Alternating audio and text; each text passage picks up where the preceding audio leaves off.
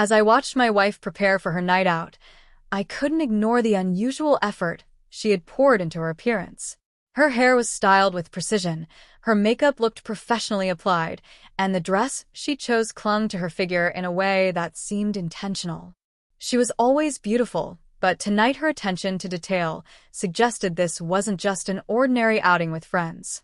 Something about the way she presented herself made it feel like she was preparing for a more significant occasion. A tight knot of unease twisted in my stomach. I tried to dismiss the thought, but curiosity refused to let go. Leaning casually against the bedroom doorway, pretending to sound lighthearted, I asked, "Why so much effort for a simple girl's night?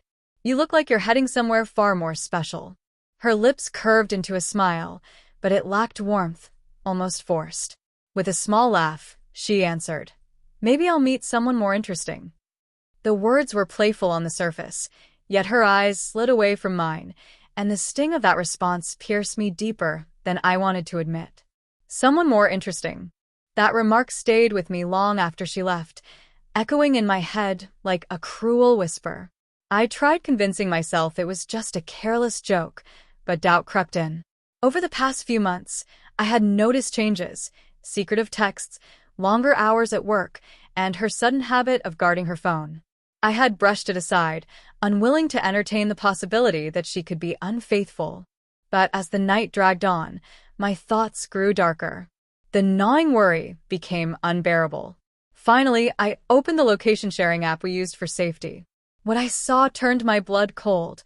Her marker wasn't at the restaurant she claimed she'd be. Instead, it showed her at a hotel across town. My stomach lurched, fury mixing with betrayal until my whole body shook. Without hesitation, I grabbed my car keys and sped toward the address, gripping the steering wheel so hard that my knuckles turned pale. When I pulled into the parking lot and spotted her car, the last shred of denial vanished. I sat there in silence, torn between bursting in to confront her and holding back to gather undeniable proof. After what felt like an eternity, I finally saw her emerge from the hotel. She wasn't alone.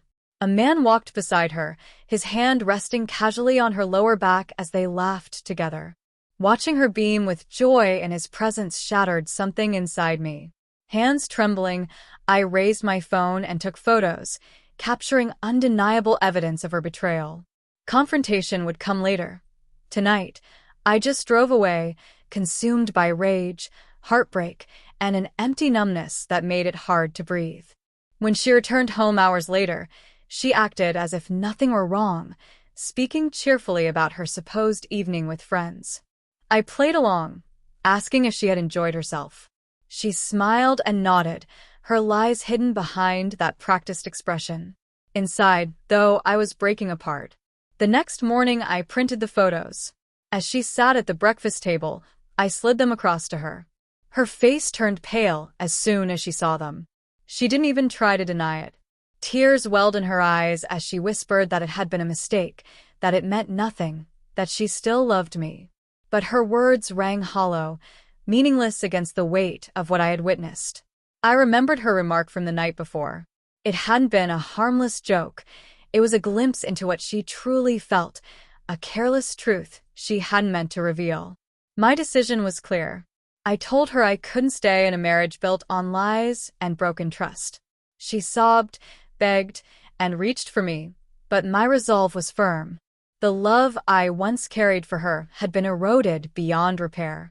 I packed a bag, each step agonizing, and walked away from the life we had built together. Staying with someone capable of such betrayal was impossible.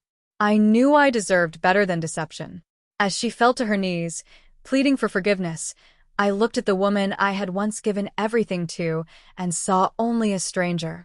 Without another word, I lifted my bag, walked out the door, and left her behind to face the weight of her choices alone.